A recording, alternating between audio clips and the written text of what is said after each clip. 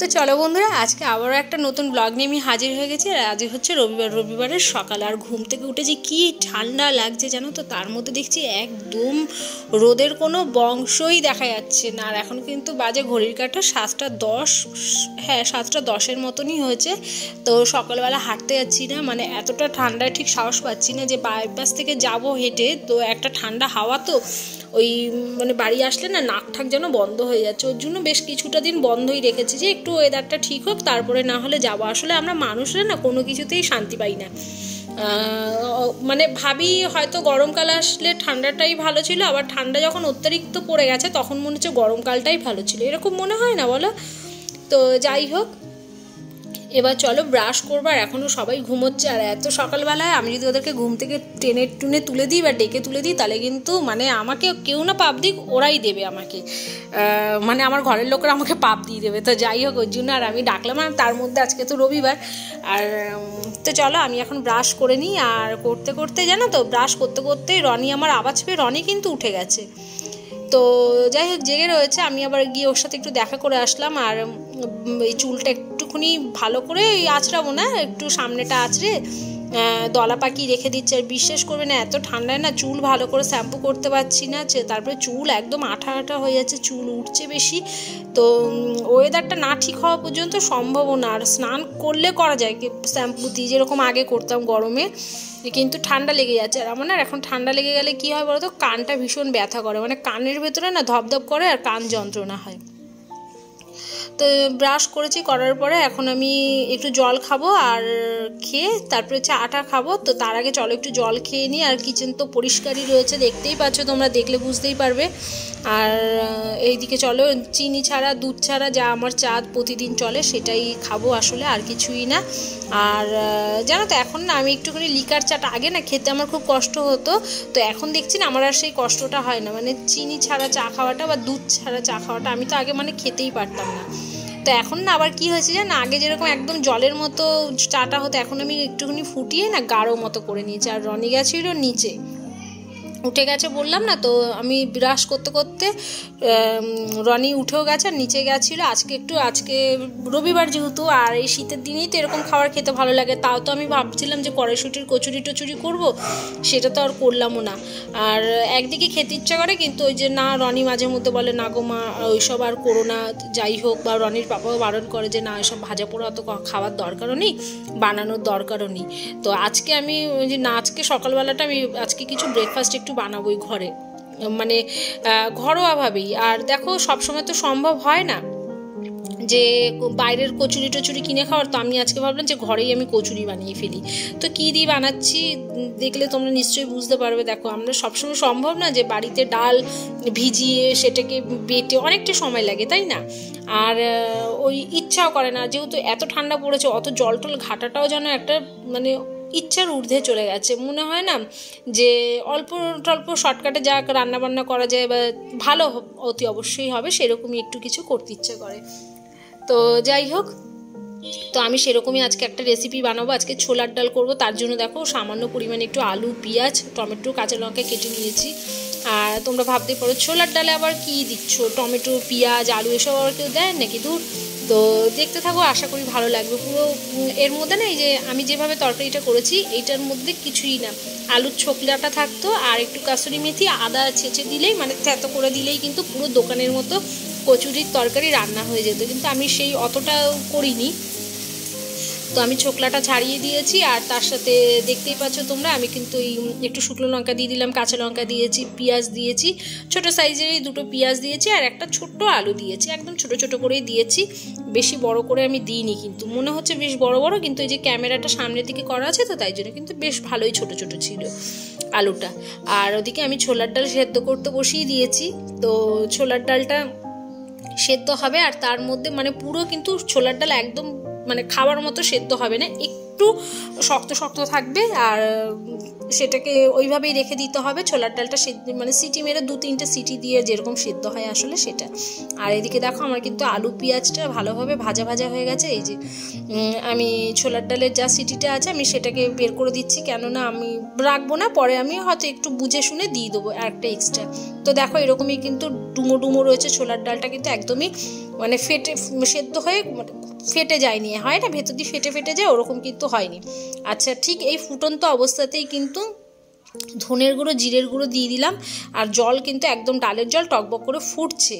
তো এদিকে চলো এবার আমি যা যা যে ভেজেছিলাম আলু, পেঁয়াজ, টমেটো, শুকনো লঙ্কা, কাঁচা লঙ্কা, এইগুলো আমি এই ডালটার সাথে মিক্সড করে দিলাম। আর ধনের গুঁড়ো জিরের গুঁড়োটা দিয়ে কিন্তু ভালোভাবে ফোটাতে হবে, তোমরা যদি কেউ করে খাও এরকম ডাল সেটাই বলছি। আচ্ছা, ফুটিয়েছি, ফোটানোর পরে ভালো করে কাঁচা মশলা যখন গন্ধে চলে গেছে তারপরে কিন্তু আমি কুকারের মুখটা বন্ধ করে দিলাম। এই অবস্থাতে 2টো সিটি দেবো, প্রথমে দিয়েছি 2টো, তারপরে 2টো, ব্যাস 4টে সিটিতে কিন্তু ছোলার ডাল পুরো পারফেক্টভাবে রেডি হয়ে যাবে। আমার একটা ভুল হয়ে গেছে, কি জানো তো, ডালটা কমপ্লিট করার পর না তোমাদেরকে দেখানো উচিত ছিল, কিন্তু আমার মাথাতেই নেই। আর চলো এবার কচুরিটা কিভাবে বানাই সেটাই আমি তোমাদের সাথে শেয়ার করছি। তো ময়দা আমি মেখে নিচ্ছি, যেরকম আমাদের যতটুকু প্রয়োজন ততটুকুই আমি ময়দা মাখাচ্ছি, এক্সট্রা হলে 1-2টো হতে পারে, কিন্তু খুব বেশি হবে না। আর ময়দার মধ্যে সাদা তেল দিয়েছি, নুন, চিনি দিয়েছি পরিমাণ মতো, ব্যাস আর কিছুই না। এবার ময়দাটাকে মেখে কিছুক্ষণের জন্য আমি রেখে দিলাম। আর এদিকে চলো, ওই যে বললাম না ডাল বাটাবাটির ঝামেলা ছাড়াই কিন্তু আমি কচুরি বানিয়েছি বাড়িতে, তো ছাতুর পুর দিয়ে। আর বিশ্বাস করবে না, খুব ভালো লাগে খেতে, কিন্তু ভীষণ ভালো টেস্ট হয়। তো ছাতু দিয়ে দিলাম, কড়াইয়ের মধ্যে ড্রাই রোস্ট করব, তার সাথে হিং দিয়ে দিয়েছি বড় চামচের 1 চামচ, যাতে হিঙের গন্ধটা, হিঙের কচুরি মানে হিঙের গন্ধটা তো লাগবে, তাই না। আর এদিকে দেখো কালো জিরে দিয়ে দিলাম, তো একটু কালো জিরেটাও বেশি করে দিয়েছি। আর পরিমাণ মতো নুন দেব, আর একটু চিনি দিয়ে দিলাম, একদম এই নুনের ব্যালেন্সটাকে ঠিক করার জন্য। তো কেউ যদি মনে করো যে না আমাদের চিনির প্রয়োজন নেই, দেবে না। তো চলো এবারে এটাকে না এই ড্রাইভাবেই কিন্তু কড়াইয়ের মধ্যে ভালোভাবে নাড়াতে হবে। আর হিং রয়েছে, হিং কিন্তু খুব তাড়াতাড়ি পুড়ে যাওয়ার সম্ভাবনা রয়েছে, ছাতুর সাথে যেহেতু আমি মিক্সড করছি সেই জন্য পোড়ার চান্সটা একটু কমই আছে, কিন্তু তাও হাত ছাড়া যাবে না। এইভাবে কড়াইটা গরম করে বেশ ভালোভাবে কিন্তু নাড়িয়ে নিতে হবে। তো কালারটা চেঞ্জ হয়ে গেছে, হওয়ার পরে আমি ওর মধ্যে জল দিয়ে রেখে দিয়েছিলাম, গরম ছিল তো মাখতে পারছিলাম না, এখনও গরম আছে কিন্তু তাও হাত দিতে পারছি। তো চলো পুরটাকে, আর ব্যাস আর কিছুই না, একদম কিন্তু ঝঞ্ঝাটবিহীন। তো এইভাবে আমি দেখে নিচ্ছি পুরটা, মানে হাত থেকে যদি পুরো লেগে লেগে চারিদিকে না থাকে তাহলেই কিন্তু পুরটা আমার রেডি। তো তোমরা দেখতেই পাচ্ছ আমি কিন্তু পুরটা করছি, একদম গা পুরো তেলতেলে হয়ে গেছে মানে ছাতুটার। আর জলটা কিন্তু প্রথমে অল্প অল্প করেই দিতে হয়, 1 গাদা জল দিয়ে দিলে হবে না, কেন বেশি হয়ে গেলে ব্যাস পুরটা নষ্ট হয়ে যাবে। অল্প দিলে, কম লাগলে পরে আবার দেওয়া যায়, তাতে জিনিস নষ্ট হয় না। তো এইভাবে আমি সব লেচির মধ্যে যে পুরটা যতটা দেব সেইভাবেই ততটাই মানে আকারে আমি বানিয়ে নিচ্ছি পুরটাকে। আর এতগুলো পুর হয়েছে তোমরা দেখো। তো ওই সবার 3-4টে করে এইভাবেই করবো। আর ছাতুর পুর ভরা কচুরি তো মানে পেট ভরে যায়, অল্প কটা খেলেই পেট ভরে যায়, এরকম আসলে আর কিছুই না। আর এদিকে চলো এবার আটাটাও আমার কিন্তু সেট হয়ে গেছে, আমি আরেকবার হাত দিয়ে একটু চেপে নিলাম, নিয়ে যেইভাবে মানে পুরটাকে যাতে দিতে পারি একটু হাত দিয়ে গোল গোল করে বড় করে ঘুরিয়ে, ব্যাস এই যে।